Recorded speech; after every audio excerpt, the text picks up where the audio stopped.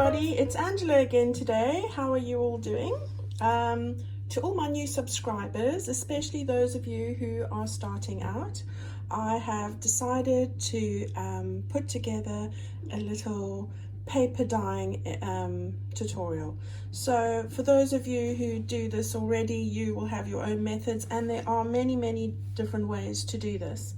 This is just my take on it because it's part of my how to make a journal series. So if you want to see how I go about planning a journal or how I make the cover, you can have a look in my playlist. I'll attach the links in the description box below. So today you're in my kitchen. I'm going to show you how I go about doing the tea dyed paper first of all. So let's have a look at that. So the first thing you need to do is put on some clothes that you are not going to worry if you get tea all over them, because as you know it stains. So that's step number one. Failing that, I'd put a penny on as well if you've got one, but I haven't got one of those, so I've just got some old clothes on, so excuse whatever you see. And then the next thing you need to do is get hold of a couple of goodies. Now I've got hold of, this is my jug that's quite stained, as you can see. I've tried to keep it as clean as possible, but it is tea stained. This is the jug I use to tea stain and mix up my tea to dye the paper that I use. So that's the first thing there. The other thing is I've got a really old roaster that I don't use anymore. It's seen better days, as you can see. And this is the perfect utensil to use for dipping your papers in. So those are the two things that we're going to use besides paper. The paper I use is usually a 120 gram or 160 gram. Now I use the 160 gram usually when I'm not tea staining, but for the purposes of tea staining I use the 120 gram, and the reason for that is that when you dye the paper it does shrink a little bit and becomes a little bit more firmer because it's taking in liquid, so it dries and it becomes a lot firmer. So that's just a little scientific fact, if you need it or not. I'm full of useless information, to be fair. Right, so I'm just going to put this to the side quickly. Grab your jug, boil your kettle, so you need water. So that's next to me. I'm going to just talk about a couple of different things. First of all, people use normal black tea to dye their pages with, and that's going to give you the usual look that we're all used to seeing. It's a more, if I could say, it's more on the yellow tones than anything else. And I do use black tea sometimes, but also you could also use red bush, or it's a South African tea called rooibos. You could use this tea. Now this tea gives a pinkier, a more orange pink, more orange than pink color to the paper. So if you use this, you get many different brands. This is what you will get. So we will do use different things. You get different colors in your by using the different teas. You get different colored papers. So it's as simple as that. All right, so let's just put that aside. Right, get your jug out, and I'm going to put in some of the red bush tea. Now I'm just going to put in 3, or let's say 4 tea bags. That will be enough for what we want to use. Right, so 4 tea bags in here, and I'm just looking for the measurements to tell you, right? So, because I don't normally look, but I'm going to tell you today. Now, the number of tea bags that you're going to use versus the amount of water you put in is personal preference. I don't go for really dark pages, although it's nice to have a combination of everything. So if you feel that this is not the right amount for you, I've pretty much put a liter of water, and a liter is about just short of 2 pints, or it's 2 pints. If you put that into a jug and you fill it up with the 4 bags and let that stir a little bit. So let's just grab something we can use to stir.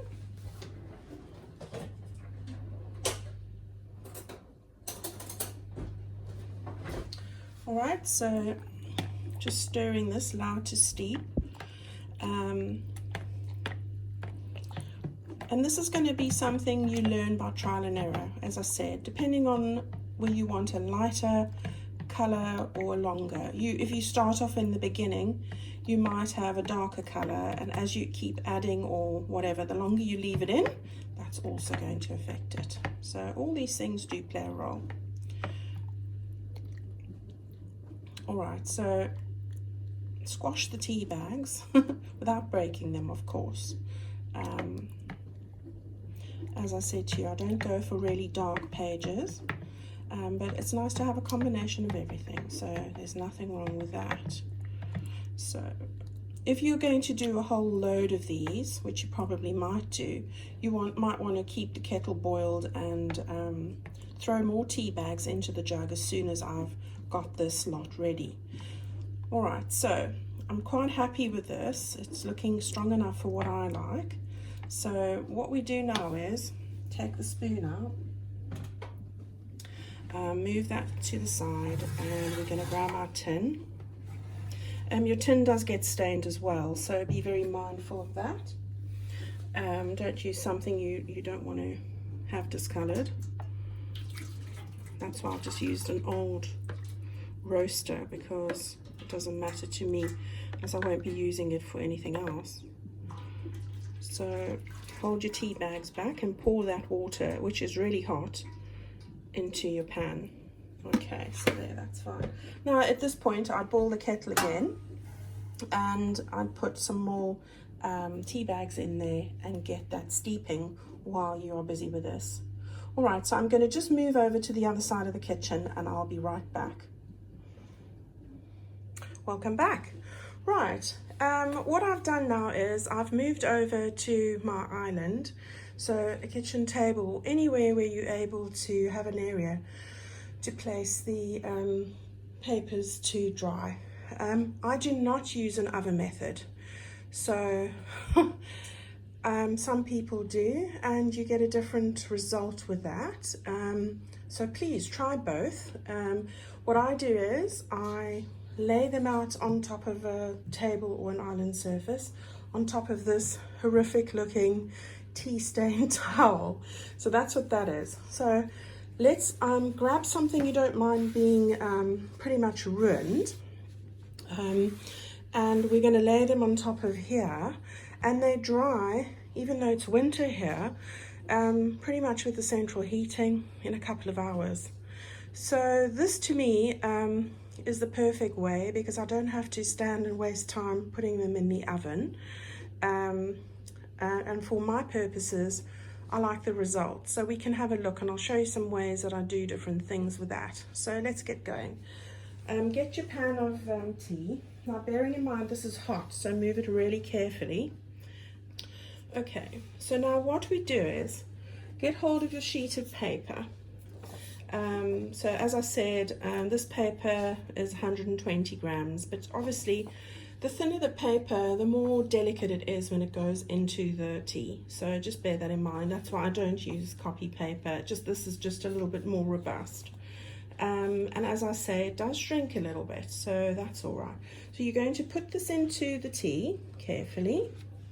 Bearing in mind this is really hot, so don't burn yourself, but it is there. You're going to turn it over and cover it so that you have that effect. So let's just make sure that I can get a close-up of that for you. There we go. All right, and then take another one and put that on top. So hold the corners so you don't burn your fingers. Just press it like that. It does start to cool down, and it doesn't have to be boiling. You can leave it a little while. All right, so I usually do 3 at a time. Again, in the top there, turn it over, and then what I do is I grab the bottom one and I turn the whole lot over. All right, so That's as much as I leave it in. You can leave this in longer. You can do this one page at a time, whatever suits you. And then what I do is I gently make sure that it's not touching the one below. And I just lift it up and I drain it a little bit, and then I place it onto the towel like that. Okay, and then the same with the next one. So I'll just move this out the way a little bit. Pick up the paper. If it's stuck to the one below, wet it again and the water will separate them. Drain it and just put it on the towel like that. Okay, last one. We're going to pick it up. We're going to drain it. Don't hold the paper too tightly on the corners, and we're going to lay it down. Now, I've shown you here that I'm laying it across the one below. That is not going to matter. It's not going to dry and stick to it, I promise. All right, so don't worry about any wrinkles. I'll show you how we deal with that afterwards. So I'm going to come back when I've done quite a few more, and I'll show you what I do after that. Right, I'm back here. I just wanted to show you, I've got one layer on my table at the moment, and now I'm going to put a second layer on top. Now you can put 4 or 5 layers on top of this. It's not going to stick or dry to the layer below. So again, what I do is I take my piece of paper, I'm draining it off here as much as possible, give it a little shake, and then I'm just going to lie it on top of the paper below. And then you go right round, drain it like that, and just lay it on the paper below. Don't worry about any creases, and we can sort that out when we get to that part. So I'm just going to do that, and I'll see you when I've done a few more.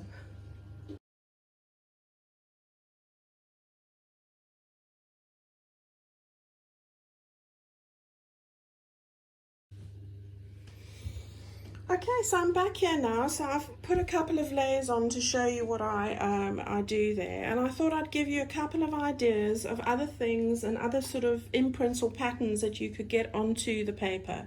So sorry, if I move that a bit closer so that you can see. One of the things you can do is just dip your hands in here and drop tea all over it. This is better when it's dried a little bit and some of the tea has gone into the paper. It leaves drop marks and various sort of designs all over it. The best is to do this though when it has dried off a little bit, so that will be one thing. The other thing you can do is something that you can do to make rings. So I'm going to move this over quickly and show you how I do that. Is dipping a glass into the tea. I've got a little glass here that's probably 1.5 inches wide. It's like a top glass. And then just leaving that on there for a little bit onto your paper. All right, so when you lift that up, it's going to make a ring and it'll dry like that. All right, so again, this is best when the paper is dried off a little bit. Dip your glass in there, give it a little shake, and let's try it on one over there. Okay, you can leave the glass if you've got a few glasses onto the paper. That would also work really well. Right, so I'm back to show you how to spray paper now. So I've put a piece of paper here in front of me on top of the other paper. Any kind of pattern that you get from the other paper is always lovely. So what I've done now is I've taken a small spray bottle and I've filled it with the tea that we've brewed in the and poured into the dipping container. So that's what I've done there. So any spray bottle that you have, I think I just took this out of my daughter's room because it was empty. Fill it up with a bit of tea and then spray it until the tea is coming through, so you can see from the nozzle that it is. All right, and then you just want to give this a little bit of a spritz. It's a light spray, and you do it until you see that it's the tea stain is coming through. Right, and then you do this to the next one as well. Now you can put multiple layers of the spraying on, and I will show you how that looks when I have done that. So here's the first layer. It gives a little bit of a different look, a little bit of a sprayed look, and I'll show you how that looks at the end as well. All right, so there we have it. Okay, I'm going to leave this to dry, and when I come back, I'll show you where we go to from there. Right, now I'm moving on to old book pages, pages that you want to give a little bit of a different design to. So what I'm going to do here is I'm going to dribble some tea onto these rather than put the whole page in. Sometimes that's not, the paper's not always the thickest. This one is thick, but I just want a little bit of a different effect. So I'm going to show you what you can do here. So I've got my page out, which I've slit the strings so we can take the page out as a whole unit. And that way it's easier to use in your book. And now all I'm going to do is I'm dipping my hands into the bowl here. And I'm just dropping the tea onto it. So this is going to give me a different effect again. So I'm giving you all the different ideas that you could use that I know of. I'm sure there are more. And this is just with the tea. It gives a lovely effect when it's dried. I will show you how it looks when it dries. All right, so do as much as or as little as this as you want. You know, we just want to make use of all the bits and pieces we have around us and create different looks, different aesthetics. That's the word. I'm old now, so it takes me longer to get to these words. Right, so I'm just doing a little bit on the other papers because a lot of them have dried quite a lot, and sometimes I like different looks. All right, so don't be afraid just to create some drops. This does make a big mess in your kitchen. I have white cupboards. I will be having to wipe down quite a few areas after this. All right, so I think that's enough. I'm going to leave that there, and we'll have a look at it again when it's dry. So thank you. All right, while we've got the tea staining going, I thought I'd just mention a couple of other things. As you've got it out here already, you might want to dye a little piece of lace or some old, make some tea dyed ribbon. Now what I've done here is, this is actually just an old sheet that I had we'd created a hole in it, so I've just washed it, hung it out to dry, and I've torn it into strips because instead of throwing it away, as long as you wash it and it's nice and clean, you know, make use of it. So what I've done here is I've torn them into strips, and this will make a beautiful ribbon. You don't have to use sari. This is beautifully soft, but it's white, so I don't want white. It's off-white really. All right, so I'm going to put that into the tea staining. And then the other piece I found that I have upstairs is I've got quite a lot of this. And while this is probably also winter white, it's vintage, I'm going to tea stain that and put that in the tea and get a different color as well. So I'm just going to lay that in there. So move that a bit closer. You can see how it dyes immediately. You don't need to put it in here very long. I mean, this tea is cold now as well, so it doesn't even have to be hot. So just put that in there, get it all immersed. And bearing in mind this is the red bush tea, so you're going to get a slightly different color. And it's nice to have these different neutral shades with touches of different. This will be like an orangey peachy look, and the black tea is more of a yellowy look. So we'll just do that there. I'm happy with that. Then all you're going to do is you're going to squeeze it out as well as you can. All right, as well as you can, like that, until it's not dripping. And now I'm going to go hang this out on the line while it's blowing a gale. Hopefully it doesn't blow away, and hopefully that'll aid its dryability. So the same, it's drying. Making up my own English here. Right, so I'm going to just squash all the water out of that to the best of my ability. and I will go and hang that out. So you can see it's already changed and it's got a lovely creamy appeal to it now. So that would be able to be used at some point in the journal. Squash it out gently, wring it out, and take it with that. And I'll see you later when this is dry. Right, so I'm back with all the dried papers that we've done. So the first one I wanted to show you, and I'll just grab a piece of something that's white so that you can see the difference. These are the ones that I have left in, so I hope you can see that. This wasn't in for very long, as you saw. You don't get that much of a dark color. Here's a bit of a ring stain that you get from the glass on the paper, so that looks quite nice. You can leave that on and you'll get a much darker, especially when the paper has dried considerably. If you then go and place it on, you'll get a much more obvious ring mark there. So that's a lighter one. So these papers all look pretty good. You can see that they've got a lovely cream color compared to white. So that's what I like to use. Just want to show you a couple of things. This is what it looks like when you drop extra onto it, extra when it's nearly dry, and you keep dropping. When I was dropping larger amounts with my fingers, so you can see it gets a different sort of a look.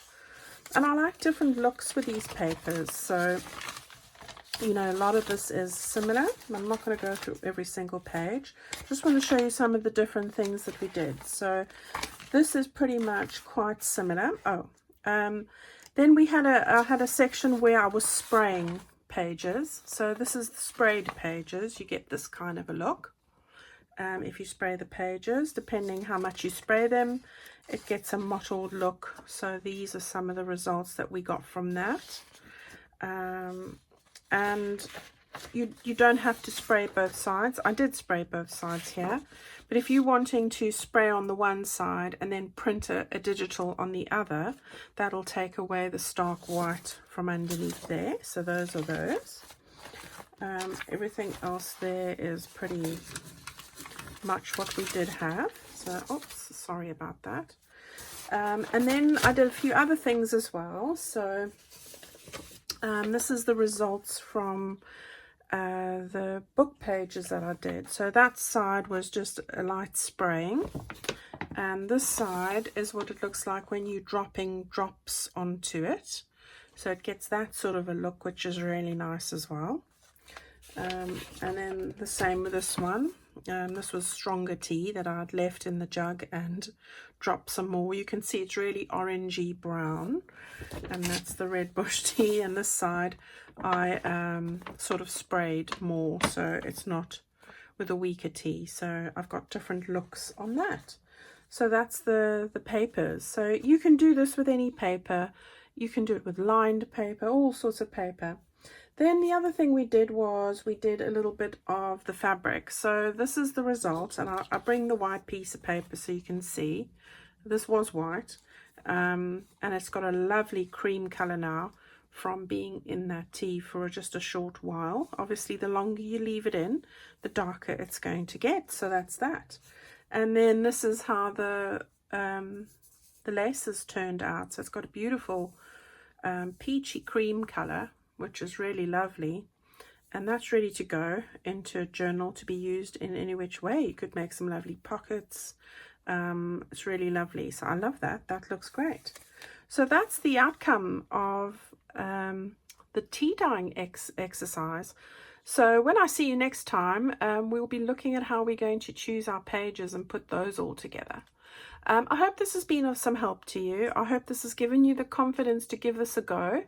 Don't forget, you can dye all sorts of things. If you want to dye your envelopes, if you want to dye just about anything, really, you can do it. So go and give it a go. It's not hard at all. As you've seen me do it, I haven't used the oven, so I've saved electricity. This dried in about, I would say it was about 5-6 hours.